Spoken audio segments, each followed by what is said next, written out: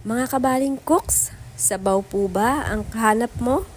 Tara, sabayan niyo na po ako. Ay wow, nilagang mais ba ito? Syempre, hindi po. Naparami lang yung bili ko ng mais, kaya unahin nating ilaga ang ating mais.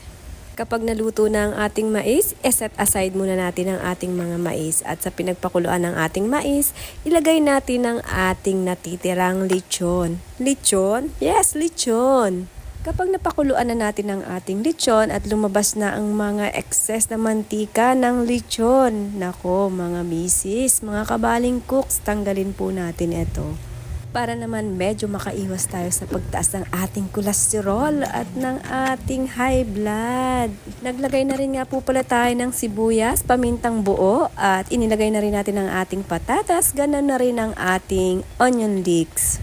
Takipan lang po ng sandali at dahil nga lechon naman ito at luto ng ating pork, ilagay na rin natin ang ating string beans, ganun na rin po ang matigas na bahagi ng ating pechay bagyo.